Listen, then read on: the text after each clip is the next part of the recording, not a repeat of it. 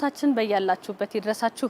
የፌዴራል ማረሚያ ቤት ኮሚሽን ከፋና ሚዲያ ኮርፖሬሽን ጋር በመተባበር ዘወትር እሁድ በዚህ ሰዓት ወደ እናንተ የሚደርሰው ፕሮግራማችን ተጀምሯል። በፕሮግራማችን የተለያዩ መሰናዶዎችን እንደምንዳስስ ይታወቃል። ታዲያ በዛሬ ፕሮግራማችን በቀዳሚነት ወደ እናንተ የምናደርሰው ሳምንታዊ የማረሚያ መረጃዎችን ይሆናል። መረጃዎችን ተከታትለን ተመልሰን እንገናኛለን። ሰላም ጤና ይስጥልኝ የተከበራችሁ ተመልካቾቻችን፣ የሳምንቱ መረጃዎች ይዤ ቀርብ ያለው ከመረጃዎቹ ጋር ዋና ሳጅን ፍሬወይኒ ግሩም ነኝ። አብራችሁን ቆዩ። 18ኛው ብሔራዊ የሰንደቅ ዓላማ ቀን በፌዴራል ማረሚያ ቤት ኮሚሽን ተከብሯል። ቀኑ ሰንደቅ ዓላማችን ለኢትዮጵያ ታላቅ የከፍታ ዘመን ብስራት ለብሔራዊ አንድነታችን ለሉዓላዊነታችንና ለኢትዮጵያ ህዳሴ በሚል መሪ ቃል ነው በልዩ ልዩ ዝግጅቶች የተከበረው። በበዓሉ ላይ የተገኙት የፌዴራል ማረሚያ ቤት ኮሚሽን የፋይናንስና ሰው ሀብት ልማት ዘርፍ ምክትል ኮሚሽነር ጄኔራል ደስታ አስመላሽ ሰንደቅ ዓላማ የሀገር ምልክት መሆኑን ተናግረዋል። የሰንደቅ ዓላማ ቀን በብሔራዊ ደረጃ መከበሩ በዓሉን በተገቢው መንገድ ከማስረጽ ባሻገር ሀገርን ከነሙሉ ክብሯ ለማቆየት ለተደረገው ተጋድሎ እውቅና መስጠት ነው ብለዋል። ምክትል ኮሚሽነር ጄኔራል ደስታ አስመላሽ አክለውም አባቶቻችን በሰንደቅ ዓላማችን ስር ተንበርክከው ለህዝባቸውና ለሀገራቸው ክብር እንደተዋደቁ ሁሉ ይህ ትውልድም ድህነትን መዋጋት የሰንደቅ ዓላማ ትግል አድርጎ መውሰድ እንደሚገባው ጠቁመዋል። በሰንደቅ ዓላማ ቀን አከባበር ስነ ስርዓቱ ላይ ከተሳተፉ የማረሚያ ፖሊስ አባላት መካከል ምክትል ኮማንደር ምርትነሽ ተስፋዬ እና ረዳት ኢንስፔክተር ደምስ ኃይለ ሚካኤል 18ኛው ብሔራዊ የሰንደቅ ዓላማ ቀን በሀገር አቀፍ ደረጃ ሁሉንም የህብረተሰብ ክፍል ባሳተፈ መልኩ በደማቅ ሁኔታ በመከበሩ እንደ ፖሊስ አባል የተለየ ስሜት እንደፈጠረባቸው ተናግረዋል።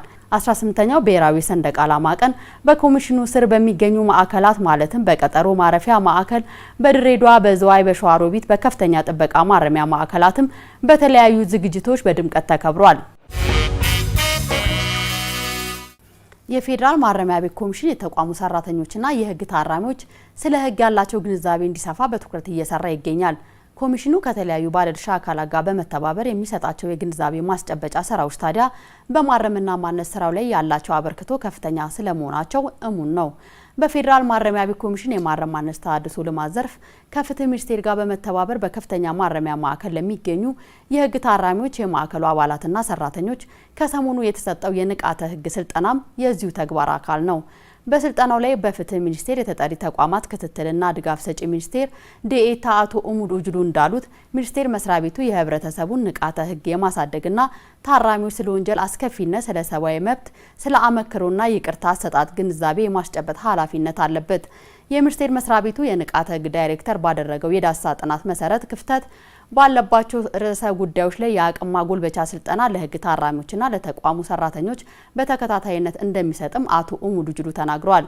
የፌዴራል ማረሚያ ቤት ኮሚሽን ኮሚሽነር ጄኔራል የኑስ ሙሉ በበኩላቸው ኮሚሽኑ ከተለያዩ ባለድርሻ አካላት ጋር በመተባበር የተቋሙ ሰራተኞችና የህግ ታራሚዎች ስለ ህግ ያላቸው ግንዛቤ እንዲሰፋ በትኩረት እየተሰራ ነው ብለዋል። የህግ ታራሚዎችን በህግና በስርዓት ታርመውና ታንጸው ለመውጣት ከማረሚያ ማዕከሉ አመራሮች አባላትና ሰራተኞች ጋር ታግዘውና ተከባብረው መታረም እንዳለባቸው ኮሚሽነር ጄኔራል የኑስ ሙሉ አሳስበዋል። የፍትህ ሚኒስቴር ንቃተ ህግ ትምህርትና ስልጠና ዳይሬክተር አቶ እንዳልካቸው ወርቁ በበኩላቸው ስልጠናው በፌዴራል ማረሚያ ቤት ኮሚሽን ስር በሚገኙ ሁሉም ማረሚያ ማዕከላት ቀጣይነት ባለው መልኩ እንደሚሰጥ ተናግረዋል። በፌዴራል ማረሚያ ቤት ኮሚሽን የሴቶች ማረሚያና ማረፊያ ማዕከል ተቋማዊ ኃላፊነታቸውን በብቃት ለተወጡና የላቀ አፈጻጸም ላስመዘገቡ አመራር አባላትና ሰራተኞች እውቅና ሰጠ። በመርሃ ግብሩ ላይ የተገኙት የፌዴራል ማረሚያ ቤት ኮሚሽን ኮሚሽነር ጄኔራል የኑስ ሙሉ እንደተናገሩት ኮሚሽኑ የህግ ታራሚዎችን ተቀብሎ ደህንነታቸውን የመጠበቅ መሰረታዊ ፍላጎታቸውን የማሟላት ትምህርትና ስልጠና እንዲያገኙ የማድረግ ኃላፊነት አለበት። ኮሚሽነር ጄኔራሉ አክለው ማዕከሉ በመንግስት የተሰጠውን ኃላፊነት በብቃት በመወጣት አመራሮች አባላትና ሰራተኞች ስኬታማ ስራን በመስራት ለሀገራቸው ብሎም ለተቋሙ ላበረከቱት አስተዋጽኦ ምስጋናና እውቅና ማግኘታቸው ተገቢ መሆኑን አመላክተዋል። የሴቶች ማረሚያና ማረፊያ ማዕከል ዳይሬክተር ኮማንደር አይናለም ሳህሉ በበኩላቸው እውቅናና ሽልማት ያገኙ አመራሮች አባላትና ሰራተኞች በቀጣይ በከፍተኛ ሞራልና ተነሳሽነት ለላቀ ለውጥ እንዲተጉ አሳስበዋል። እውቅናና ሽልማት ከተሰጣቸው መካከል ዋና ሳጅን ከበቡሽ ጉደታና ወይዘሮ አስቴር ጥጩ በተሰጣቸው እውቅና ደስ እንደተሰኙና እውቅናው ከፍተኛ ተነሳሽነት የሚጨምርላቸው ስለመሆኑ አብራርተዋል። ከእውቅናና ሽልማቱ በተጨማሪ ለበርካታ ዓመታት በማዕከሉ ሲያገለግሉ ቆይተው በጡረታ በክብር ለተሰናበቱ ለ11 አባላት የክብር እውቅናና የሽኝት መርሃ ግብር ተካሂዷል። በተመሳሳይ ዜና በፌዴራል ማረሚያ ቤት ኮሚሽን የቀጠሮ ማረፊያ ማዕከል በ2017 ዓ.ም የተሻለ የስራ አፈጻጸም ላስመዘገቡ አመራር አባላትና ሰራተኞች እውቅና ተሰጥቷል። በእውቅና መርሃ ግብሩ ላይ ተገኝተው መልእክት ያስተላለፉት የፌዴራል ማረሚያ ቤት ኮሚሽን ምክትል ኮሚሽነር ጄኔራል ደስታ አስመላሽ ኮሚሽኑ ተልዕኮውን ውጤታማ በሆነ መልኩ ለመፈጸም ሰፋፊ የለውጥ ስራዎች ሲሰራ ቆይቷል ብለዋል። ምክትል ኮሚሽነር ጄኔራሉ አክለውም ባለፈው በጀት ዓመት በኮሚሽን ደረጃ ሲከናወኑ በነበሩት የለውጥ ተግባራት የቀጠሮ ማረፊያ ማዕከል ለውጤታማነቱ ሲተጋ መቆየቱን አስታውሰው የዛሬ ተሸላሚዎችም የዚሁ ማሳያ ናቸው ብለዋል። የቀጠሮ ማረፊያ ማዕከል ዳይሬክተር ምክትል ኮማንደር ጣሰው ግዛው በበኩላቸው ማዕከሉ በፍርድ ቤት ውሳኔ የቀጠሮ እስረኞችን ከመቀበል ጀምሮ እስከ ፍርድ ሂደት የተለያዩ ስራዎች እየሰራ ያለ ማዕከል ነው ብለዋል። የማዕከሉ አመራር አባላትና ሰራተኞች የኮሚሽኑን ተልዕኮ በሚያሳኩ ስትራቴጂክ ጉዳዮች ላይ በትኩረት በመስራት ለተሻለ የስራ አፈጻጸም ግንባር ቀደም መሆን እንደሚገባቸው አሳስበዋል። በእውቅናና ሽልማት መርሃ ግብሩ 60 አመራሮች አባላትና ሰራተኞች ሽልማት ሲሰጣቸው እንደየስራ ባህሪያቸው ከማስተባበሪያ ኃላፊ እስከ ጋንታ ሽፍት መሪ ድረስ የሚገኙ 5 ክፍሎችም እውቅና መሰጠቱን ዳይሬክተሩ አንስተዋል። የሳምንቱ መረጃዎቻችን የተከታተላችሁትን ይመስል ነበር። መረጃዎቹን በማቅረብ አብሬያችሁ የቆየሁት ዋና ሳጅን ፍሬዌ ንግሩም ነበርኩ። ከቀሪ ማረሚያ ፕሮግራሞቻችን ጋር አብራችሁን ቆዩ። መረጃዎችን ተከታትለን ተመልሰን ተገናኝተናል።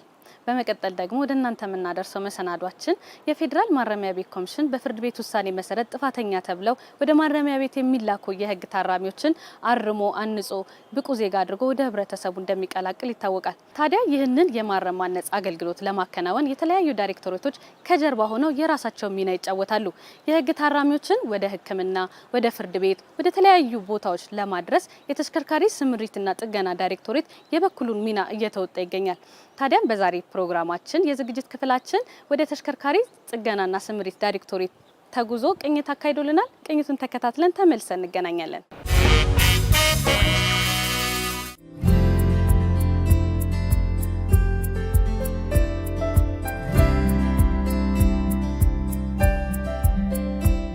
አደሩ እንደምን አደርሽ? ሰላም ነው? ደህና ነሽ? እግዚአብሔር እንደምን አለሽ? አለን። ኮማንደር ይግለጡ ላቀ እባላለሁ። የተሽከርካሪ ጥገና ትራንስፖርት ዳይሬክቶሬት ነኝ። ያው የዚህ ክፍል ኃላፊ ነኝ ማለት ነው። ያው ዛሬ እንግዲህ እዚህ ክፍል የሚሰሩትን ስራዎች አጠቃላይ የሚያስጎበኙን እርስዎ ነው። የክፍሉ አስተዋጽኦ በተለይ ደግሞ ማረሚያ ቤት ላለበት ተልእኮ የዚህ የጋራጅ ቤቱ አስተዋጽኦ ምን ይመስላል የሚለውን አብረን ቆይታ የምናደርግ ነው የሚሆነው። አዎ እዚህ ጋር ያለው የሚሰሩ ስራዎች ሞተር ስራ አለ፣ ኤሌክትሪክ ስራ አለ፣ ቀጥቀጣ ብየዳ አለ፣ ጎሚስት አለ፣ ላባጆ አለ። እያንዳንዳቸው ነገሮች በዚህ ስር ነው የሚሰሩት። አስተዋጽኦ ደግሞ ከፍተኛ አስተዋጽኦ ነው የሚሰራው።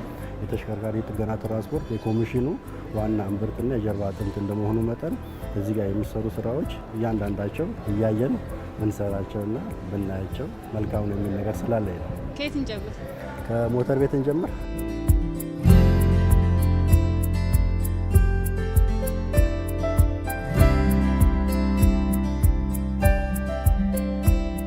እዚህ ክፍል ላይ የሚሰራው ሞተር እድሳት ነው የምናደርገው እና እያንዳንዳችን አሁን እዚህ የምታዩ 2 ሞተሮች አሉ። ሞተር አንደኛው ይሄ አምቡላንስ ነው፣ ያኛው ደግሞ ፒካፕ ነው። ሞተር ያው እድሳት ከተለያየ ቦታ ተበላሽቶ ሲመጡ ሙሉ ሰርቪስ ነው የምናደርገው። አሁን ይሄ ቶሎ ቤት ሄዶ መጥቷል። ሞተር እድሳት ላይ ከፍተኛ ወጪ ስለሚያወጣ ኮሚሽኑ የሚያወጣውን ነገር እዚህ እናደ አሁን የካምፓኒን ስራ ቢባል ከ500 እና ከ1 ሚሊዮን በላይ ነው የሚያወጣ በአሁኑ ሰዓት ከሱ ማለት ነው። እነዚህን ነገሮች ለምን እንደዚህ እናደርጋለን የሚል ስላለ ሙያተኛ እስካለ ድረስ ሙያተኛ ካለ ለምን እኛ እዚያ እናድስም የሚለውን ነገር አመጣንና ያው ኮሚሽኑም ተነጋግረን ሁሉን ነገር ሰርቪስ እዚህ እንዲደረግ እናደርጋለን። ስለዚህ ሙሉ ሰርቪስ ነው የምናደርገው። እንደገና ደግሞ ሌሎችም ነገሮች ካሉ ደግሞ ያው ጊርቦክስ በተናል እንገባለን። ሞተር እንደበተን ጊርቦክስ የሚባል ነገር አለ፣ እሱም በተናል ሰርቪስ እናደርጋለን። ስለዚህ አሁን እዚህ ለአሁን እንዳጋጣሚ ጥሩ ነው 2 ሞተር እድሳት ላይ ያለ ነውና አንድ ነገር ሲመጣ ቀጥታ እዚህ አይሰራም። ቶርኖ ቤት ይሄዳል፣ ማሽን ቤት ይሄዳል። ማሽን ቤት የሚሰጠንን ሊሚት አለ። እያንዳንዱ ነገር በተለያየ እንትን ስፔሲፊኬሽን የሚሰራው ቶርኖ ቤት ይሄድና ቶርኖ ቤት ይመጣል። እንደገና ደግሞ ቶርኖ ቤት ሲያዘን እቃው አለ። እቃው ስላለ እቃውን ገዝተን ጠይቀን ቀጥታ ደግሞ ግዢ እንፈጽመው ዋናው ስራው ስለሆነ ግዢ ይፈጸማል። በእርግጥ ይሄውን ሁሉ ነገር ተጠቃሎ ሲመጣ 15 ቀን አይሆነው እንፈትሻለን። እዚህ ላይ እናስነሳለን። እንደገና ደግሞ እዚህ ተነስቶ እንደገና መኪናው እዚህ ጋር አለ። ከሱ ላይ ያው ይገጠምና እንደገና የራሳችን ደግሞ ፍተሻ አለን። ፍተሻ እናደርግና በፍተሻው ላይ ያው ትክክል ሲመጣ ቀጥታ ወደ ክፍሉ የምንመልስበት ነገር ይሆናል ማለት ነው። እሺ እዚህ እንግዲህ ይሄንን ጎበኘን። ቀጣይ የምናየው ክፍል የትኛው ነው የሚሆነው ማለት ነው? ቀጣይ ወደ ኤሌክትሪክ ክፍል ነው። ወደ ኤሌክትሪክ ክፍል። እሺ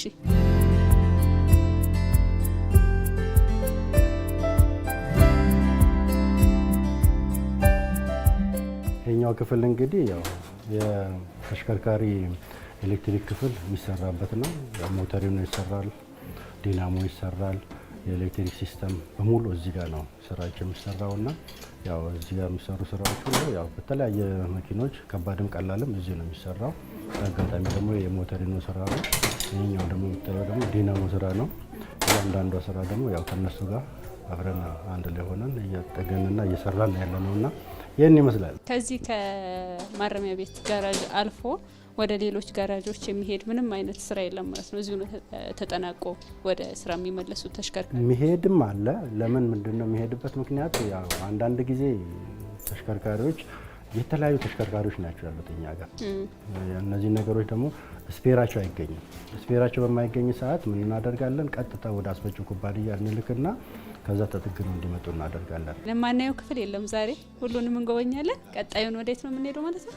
አሁን ባልሽ መንገድ ከሆነ ወደ ንብረት ክፍል መሄድ እንችላለን። ወደ ንብረት መለዋጫ ክፍል እንሄዳለን። እሺ፣ እናመሰግናለን። ሰላም ዋሉ።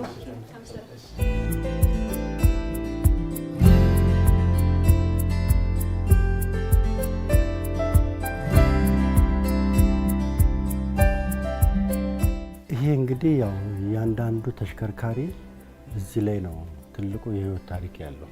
ከባዱም ቀላሉም ሁሉም አሁን እዛ ጋር ያያችሁት የሞተር ክፍልም ኤሌክትሪክ ክፍልም ሃፍ ኦፍ ኢንጂን ሰርቪስም እዚህ ላይ ያለ የህይወት ታሪኩ ሁሉ ከዚህ እየወጣ ነው ወደዛ የሚሄደውና አዲስ የሚጠየቅ ነገር ካለ ከዚህ መካኒኩ ይጠይቃል። በመጠየቂያ ነው ሞዴል አለ፣ ወጪ ገቢ ደብዳቤ ያለው። በዛ መሰረት እያንዳንዱ ተሽከርካሪ ከዚህ ነው አዲስ ካስፈለገ አዲስ ወጪ ይደረግለታል። ስቶርስ ምን ያክል የተሟላ ነው የሚለውን ቢያነሱልኝ። አሁን እዚህ ጋር ብዙውን ጊዜ የሚያስፈልገን ምንድነው ሩትን የሆኑ ስራዎች አሉ። ሩትን ስራዎች ዘይት ፊልተር፣ ኦይል ፊልተር፣ ፊውል ፊልተር፣ ብሬክ፣ ፍሪክሽን ዲስኮች ምናምን ካምቢዮ ምናምን የሚባሉ ነገሮች አሉ። የነሱ ስብስብ ናቸው እዚህ ውስጥ ያሉት። በብዛት ደግሞ የሚበላሹት እነዚህ ቀላል የሆኑ ነገሮች ናቸውና እነሱን ወዲያውኑ ጠግነን ማስወጣትና ያው ለተፈለገው ዓላማ እንዲውል እናደርጋለን። ተሽከርካሪዎቹ እዚህ ከገቡ ጊዜ አይፈጅም። ወዲያውኑ ጠግነን ስፔሩ ካለ ወዲያውኑ ሰርቪስ አጠገን ጥገና አግኝተው እንዲወዱ እናደርጋለን። ይሄ ትልቅ አስተዋጽኦ እያደረገ ያለ ክፍል ነው ብዬ ነው አስበው። አብዛኞቹ ተሽከርካሪዎች ታራሚዎቹን ነው ይዞ የሚሄዱት። ታራሚዎች ደግሞ ደህንነታቸው መጠበቅ አለበት፣ እነሱም መጠበቅ አለባቸው። ጥንቃቄ የሚፈልግ ስራ ስለሆነ ተሽከርካሪዎቹን ደህንነት በየስንት ጊዜ ነው ቼክ የሚደረገው? እዚህ መጥተው ምን ያክልስ ደህንነታቸው የተጠበቀ ነው? ከዚህ አንጻር በእርግጥ ደህንነታቸው የተጠበቀ ነው። አንደኛ እኛ የምናደርገው ደግሞ እንደ አጋጣሚ ያው በዚህ ሰዓት እንትን ስላለ ነው እንጂ ሰርቪስ ብዙውን ጊዜ ያው ከተሽከርካሪው ይመጣል። እንደገና ደግሞ እኛም ራሳችን ይህንን አምጦ እንላለን አለን፣ ዳታ አለን። በዳታ መሰረት ይሄ ሰዓቱ ደርሷል አምጦ የምንልበት ጊዜ አለ። ሾፌሮችም ደግሞ እነግራቸዋለን በአስፈላጊነቱን የሆነ ትልቁና ዋናው ደግሞ የታራሚው ብቻም ሳይሆን አጃቢዎችም አሉ። ተሽከርካሪ ሲያዝ ምንድነው የሚሆነው? ደህንነቱ የተጠበቀ ያው ትልቁ ፕራዮሪቲ የምንሰጠው ለሰው ልጅ ነው። ፕራዮሪቲ ሰጠሽ ለሰው ልጅ። ሁለተኛ ደግሞ በህግ ስር ላሉ ታራሚዎች መብታቸው ተጠብቆ ህግ ፍትህ እንዲያገኙ የሚደረግበት ክፍልም እንደመሆኑ መጠን ከፍተኛ ትኩረት ተሰጥቶ ነው። ይህም የኛ ብቻም ሳይሆን የአመራሩም ውሳኔ ስለሆነ ነው። ለምን ትኩረት ስጡ የሚልም ነገር ስላለ አመራሩ እዚህ ላይ ፎከስ አድርጎ እኛም ያንን ተቀብለን ስራ ላይ ማዋል ግዳጅም ስለሆነ ሰራተኛው ደግሞ ኃላፊነትም ስላለበት የግድ እነዚህን ነገሮች ተግባር ላይ የማዋልና አፋጣኝ ምላሽ ሰጥተን በሰዓቱ ሰርቪስ ተደርገው በሰዓቱ ማውጣት የሚችሉበት ማለት እኛ እናቆያቸውም። አመሰግናለሁ። ወደ ቀጣዩ ክፍል እንሄዳለን። አሁን እንሂድና እዛሽ ጋር አንድ ሃፍ ኦፍ ኢንጂን ቅድም ያልናት አለ፣ እሷን ብናያት።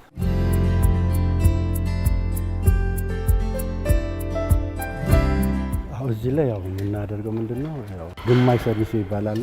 ከተወሰነ ኦቨርሄድ ካምሻፍት ነው አፐር እና ሎወር የሚባል ነገር አለ። እሷን ሰርቪስ የምናደርግበት አካባቢ ነውና የሁለት ቀን በአንድ ቀን ሊወጣ ይችላል። እንደ እቃው ነው። እቃው አልኩሽ አሁን ይሄ እቃው ግማሹ መጥቷል፣ ግማሹ አልመጣልንም። ገበያ ላይ እየተፈለገ ነው ያለው። እየተፈለገ ስለሆነ የመጣውን እየሰራን ነው፣ ያልመጣውን ደግሞ እየጠበቅን ነው ያለው። እቃው ካለና ወዲያው ካለና የሁለት ቀን የአንድ ቀን ስራ ነው። ከከባድ እስከ ቀላል መኪና ነው። አዎ አሁን እስካሁን ስንሰራ ያለው ቀላል መኪና ነው። ከባድ መኪኖች ደግሞ አልገቡም። አሁን ከባድ ምናለው እንደዚህ ነው። ሞተርም አልገቡ ስላልነበረ ነው። ከባድ መኪኖች ስላልገቡ ነው። ስራ ላይ ስለተሰማሩ ነው። ሁሉም ተሰማርቷል። መጀመሪያው ነው ከባድ መኪኖች ማለት ነው። አሁን ቀለል ያሉ መኪኖች ላይ ጥገና እያደረግን ያለ ነው። እንደመጣ ከባዱን ቀላሉን እናካሄዳለን፣ ጎን ለጎን እናካሄዳለን። ግን በሁለት ክፍል የተከፈለ ስለሆነ ቀላል መኪና አለ፣ ከባድ መኪና አለ። ቀላሉንም ይሰራሉ፣ ከባዱንም ይሰራሉ። ከባዱ ቀላሉን ይሰራል፣ ቀላሉ ከባዱንም ይሰራል።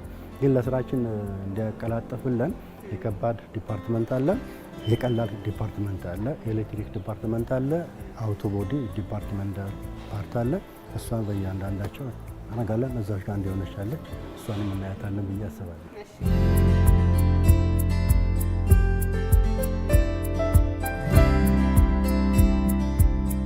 ይሄኛው ያው ቅጥቀጣና ብየዳ ነው። አሁን እቺ የመስታወት ስፖኪዮ ነው። በይበልጥ ደግሞ የምናደርገው ኢንሹራንስም ስላለን ኢንሹራንስ የገባን ስለሆነ ኢንሹራንስ ላይ ነው ሄደው የሚሰሩት። ከውጭ ግጭት ሲገጥመን ቀጥታ ቦዲው እዛ ሄድና ይሰራል። ከዛ በተረፈ ደግሞ እዚህ ጋር አንዳንድ በሮች ይጋጫሉ። አንዳንዱ መካከለኛ የሆኑ ቦዲዎችን ሲጋጩ እነዛን ነገሮች እዚህ ጥገና እንዲደረግ ይደረጋል። ካለው ችግር አኳያ ለትንሽ ለትልቁ ውጭ ከመሄድ እዚህ ጋር ያለውን ነገር ያው ከአሁን ሰዓት ኮሚሽኑ የሚያወጣቸው ብዙ ነገሮችን ከቨር ያደርጋል። ለምን ወጪ በጣም ቆጣቢ ነው። ምክንያቱም እዚህ ጋር ወዲያው ምላሽ የሚያገኝ ነው። እንዳልኩሽ በትንሽ በትልቁ ተጋጭተው ይመጣሉ። ወዲያውኑ ጥገና ተደርገው የመሄድ እንትናቸው ወዲያውኑ የምናሰማራው። እዚህ ጋር የሚሰራው ስራ ደግሞ ከፍተኛ ስራ ነው የሚሰራው።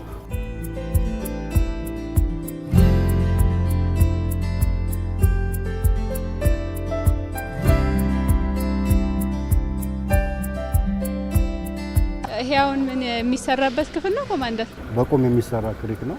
ይሄ ወደ ላይ ይነሳል። ሲነሳ ሰራተኛው ውስጥ ገብቶ መስራት የሚጠግነው ጥገና የሚካሄድበት ቦታ ነው። አሁን ብዙውን ጊዜ ከባድ መኪና አለ፣ ቀላል መኪና አለ። አሁን እዚህ ላይ ከባድ መኪና አይቆምም። ለምን? ቶናቸዋል በቶን ነው የሚለየው።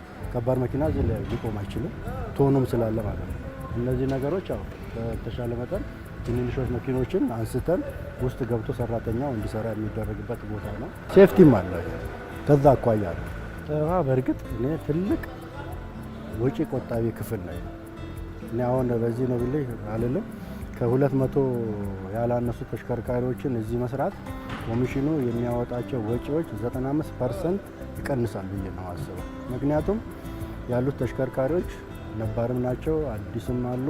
እነዛም በሙሉ ወደ ውጭ ልስራ ብትይ እነዚህ ተሽከርካሪዎች ኮሚሽኑ የሚያወጣቸው ወጪ ከፍተኛ ነው የሚሆነው፣ በጣም ከፍተኛ ነው የሚሆነው። 200 ምናምን ተሽከርካሪ ውጭ ማሰራት በጣም ኪሳራ ነው። ስለዚህ አሁን ይሄ እዚህ መሰራቱ ደግሞ 95% ተጠቃሚ ነው ብዬ ነው ማለት። በዛው ልክ ደግሞ የሙያተኛም ቁጥርና የሙያተኛም ጭማሪ ተጨምሮ የበለጠ ደግሞ ቢሆን 100% ይሆናል የሚል ነገር አለኝ። ውጭ የማይሰሩ ስራዎች እንዳይኖሩ ነው የኔ የወደፊት አላማም እቅዴም። አሁን ጥገና ምንድነው ቅጥቀጣና ብየዳ፣ ኢንጀክሽን ፓምፕ ሁሏንም እዚቹ ተሰርታ ብትወጣ ኮሚሽኑ ተጠቃሚ ነው። አብሮን ስለቆዩ ስላስጎበኙን ጊዜዎችን ስለሰጡን እጅግ እናመሰግናለን። ሰላም ዋሉ። እኔም አመሰግናለሁ።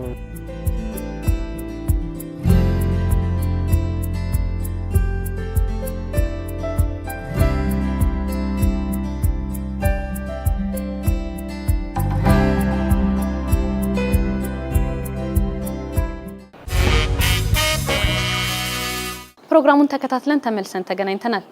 ማረሚያ ቤቶችን የትምህርት የስልጠናና የልህቀት ማዕከል ለማድረግ በሚሰራው ስራ ሁሉ መንግስታዊና መንግስታዊ ያልሆኑ ድርጅቶች የበኩላቸውን ድርሻ ሊወጡ ይገባል። ይህ የዛሬው መልእክታችን ነው። በመቀጠል ደግሞ ወደ እናንተ የምናደርሰው ፕሮግራማችን በሴቶች ማረሚያና ማረፊያ ማዕከል የምትገኝ አንድ የህግ ታራሚ የማረሚያ ቤት ቆይታዋን ግለ ታሪኳን አካፍላናለች። እሱን ተከታትለን ተመልሰን እንገናኛለን።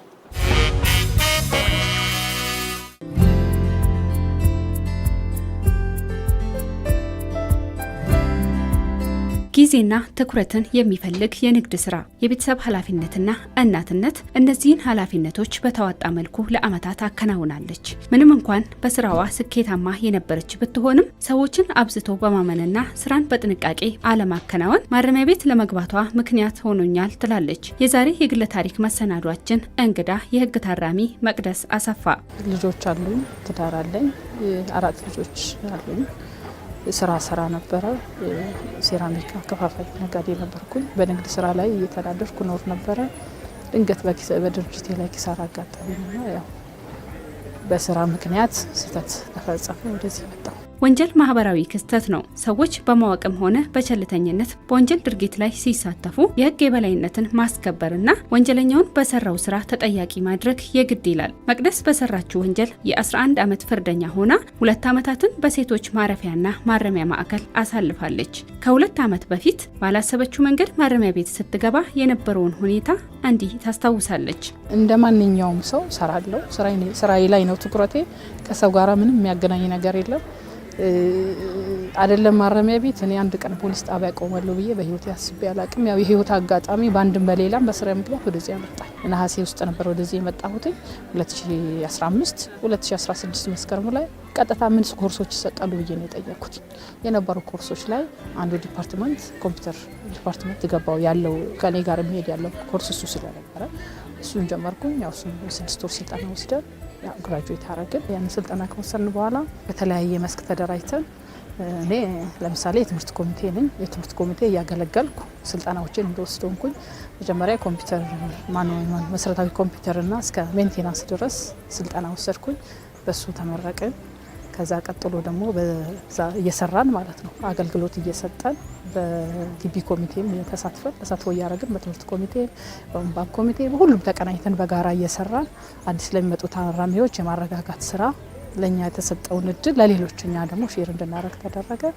በዛ ተረጋግተን እየሰራን እየተማር እንድንታረም ተደርጓል። ወንጀል ሰዎች በተማሩት ትምህርት በተሰማሩበት የስራ ዘርፍና ሙያ ራሳቸውንም ሆነ ቤተሰብና ሀገርን የሚያገለግሉበትን ጊዜ ማረሚያ ቤት እንዲያባክኑት ያደርጋል። ጉዳቱም ከግለሰብ እስከ ሀገር ይደርሳል። ሆኖም ማረሚያ ቤት መግባት የህይወት መጨረሻ አይደለምና ማረሚያ ቤት የብዙ ሙያ መማሪያና ራስን ለተሻለ ነገር የሚያዘጋጁበት አጋጣሚ አድርጎ መጠቀም ከህግ ታራሚዋ ተሞክሮ መገንዘብ ይቻላል።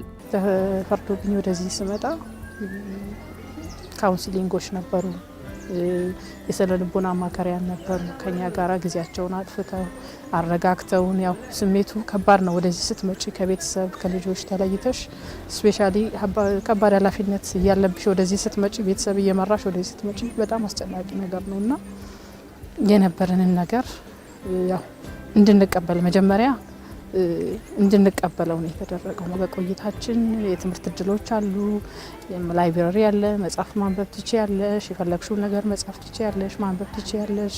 ቀጥታ እንደመጣው ያቻላቻ ስልጠና ወሰድኩኝ። የካውንስሊንግ አገልግሎት እኔ ራሴ አዲስ ለሚመጡ ታራሚዎች አገልግሎት መስጠት ጀመርኩኝ። የተለያዩ ኮርሶችን እየወሰድኩኝ አሁን ደግሞ በምግብ ቤት ተደራጅቼ የምግብ ቤት ቀንበር ሆኜ በዛ እያገለገልኩ ነው ያለው ማህበራት ውስጥ ማለት ነው። በማህበራት ውስጥ ምግብ ቤት እና ትምህርቴን ግማሽ ቀን ትምህርቴን እማራለሁ በኤሌክትሪሲቲ ዲፓርትመንት። አሁን ኤሌክትሪሲቲ ኮርስ እየወሰድኩ ነው። እሱን እየወሰድኩኝ ባለኝ ጊዜ ከሰዓት በኋላና ቅዳሜና እሁድን ጨምሮ ባሉት ሰዓቶች እየሸፈንኩ ነው። ብዙ የደከመችበትን ስራና ቤተሰብ በትና ለአመታት ማረሚያ ቤት እንድትቆይ ያደረጋት የጥንቃቄ ጉድለትና ወንጀል ማንም ባይፈጽም ምኞቷ ነው። ምንም እንኳን ከእርምት ጊዜ በኋላ ህይወትን ከመጀመሪያ መጀመር እንደሚቻል ብታምንም ያለፈን ጊዜ መልሶ ማግኘት አይቻልምና ማንም ሰው ቢሆን ከወንጀል ይራቅ የሚል መልእክት አላት። በቸልተኝነት የሚፈጸም ድርጊት ብዙ ዋጋ ያስከፍላልና እዚህ መቆየትሽ ልጆቼ ዲፕሬሽን ውስጥ የገቡበት ሁኔታ አለ።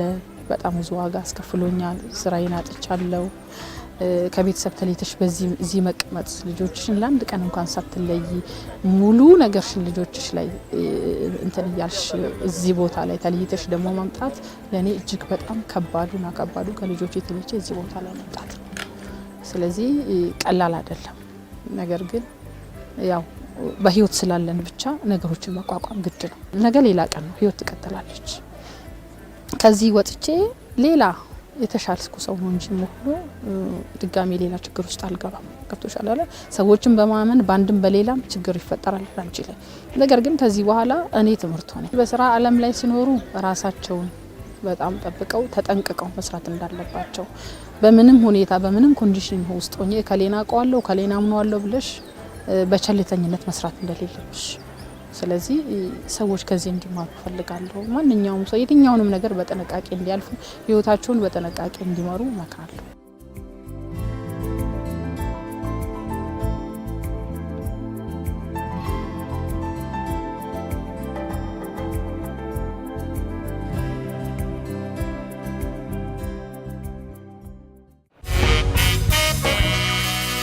እየተከታተላችሁን ስለሆነ እጅግ አድርገን እናመሰግናለን። በመቀጠል ደግሞ በሙዚቃ አፍታ ወስደን እንመለስ።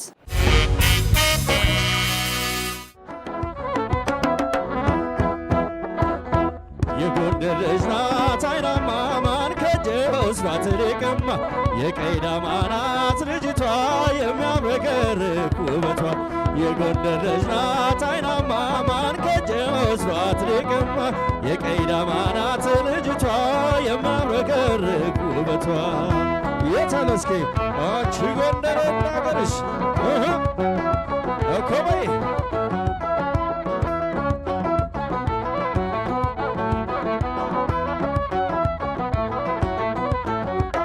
ዝማምዬ አረጋለኝ ቀልቤ ዝማምዬ ድምፅሽን ሲሰማ ዝማምዬ ነይነየ ወንዜ ነች ዝማሜዋ ጎንደር ምን ተሰማ ዝማምዬ ቀየው ሰላም ነው ወይ ዝማምዬ ነገርኛ አይተሺ ዝማምዬ ሐሙሲት ወረታል ዝማሜዋ ደንቢያን ዞረሺ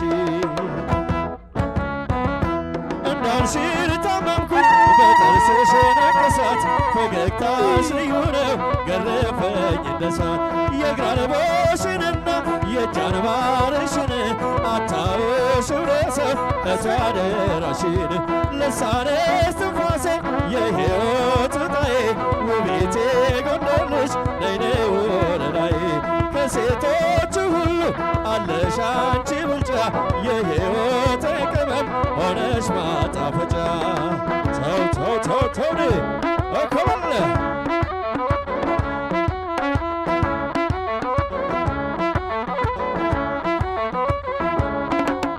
አሄ ነይ ነይ ድማመዬ ነይ ነይ ድማመዬ ነይ ነይ ድማሜዋ የጎንደር ጉብሏ አሄ ነይ ነይ ድማመዬ ነይ ነይ ድማመዬ ነይ ነይ ድማሜዋ የጎንደር ጉብሏ ተው ተው ተው ተው ተው እኮበላ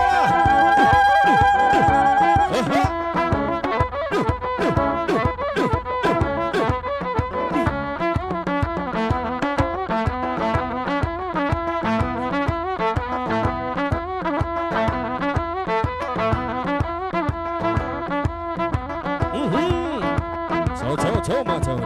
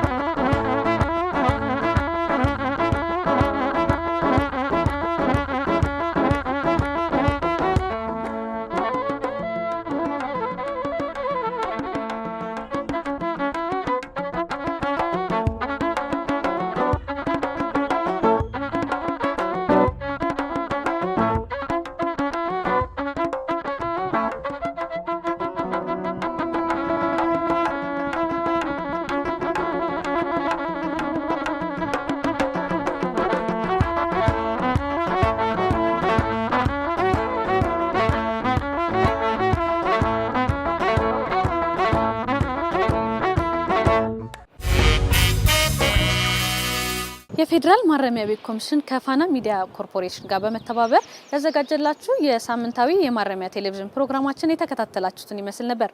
ከመላው የስቱዲዮ ባለሙያ ጋር በመሆን ፕሮግራሙን በመምራት አብሬያችሁ የቆየሁት ኮንስታብል ኢየሩሳሌም ሚሊዮን ነበርኩኝ። ሳምንት በሌሎች ፕሮግራሞች እስከምንገናኝ መልካም ሳምንት።